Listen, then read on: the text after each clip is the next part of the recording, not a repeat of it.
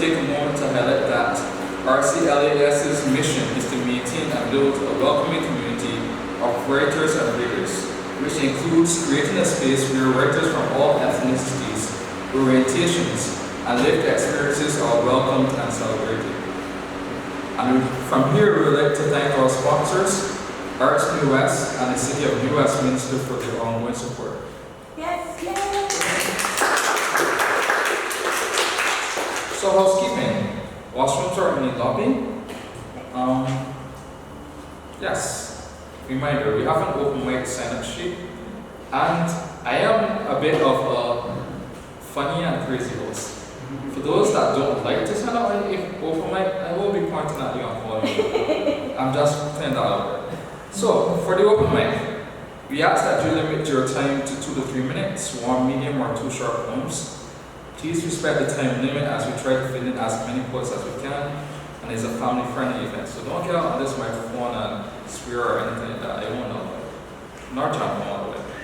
Please self-edit as required. Please make sure that your poem is appropriate for this part setting prior to signing up for the open mic. Okay. So who wants to hear some poetry? Yes. Woo! So, as I said before, I'm a crazy host. By show of hands, who here has been to a poetry event before? Okay. So, at poetry events, how do we celebrate good poetry? Thank you very much. What's your name? This lady being right here. What's your name? Yes. Joanne. Joanne did the signs for me. We snap our fingers. If you hear a line, you say, Okay, so a poem to introduce myself.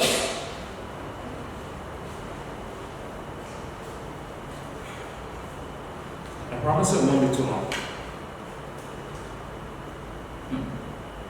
Let's see. Okay. The name of this poem is called In Times of Need. In times of need, I saw several signs of severe struggles seeping through smells shown to soften loads that are often too heavy to carry on our own. On the bus, there was a man making the sign of the cross before he kissed the pamphlet that contained the scripture that he intended to read on that day. You see, they say that faith without action is dead, so through this, he shows where he stands. Strong in his beliefs, he serves without question. Instead of focusing on his problems, he chooses the countless blessings. They say that pain can look differently depending on the lens through which it is captured. So he chose not to magnify the image, but to put it into focus. His words were in high definition, comprised of 1920 by 1080 pixels. His audio was an amalgamation of a WAV file that was encoded by surround sound. At this moment, his life was a movie that was carefully depicted as an experience that was more impactful than IMAX or 3D.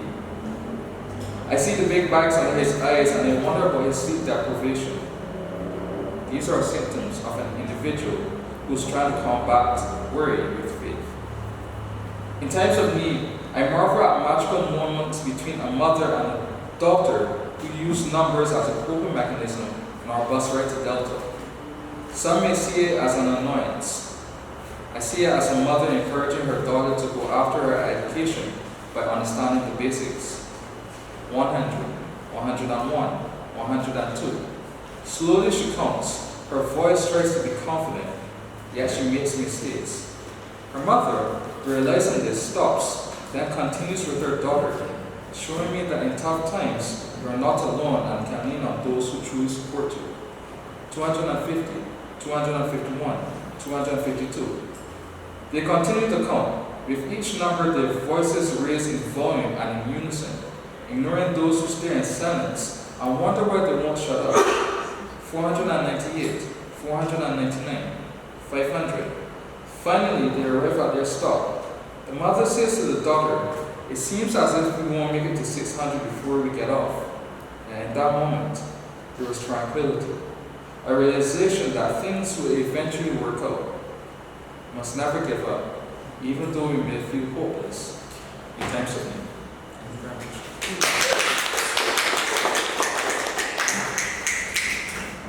So we have two amazing featured poets.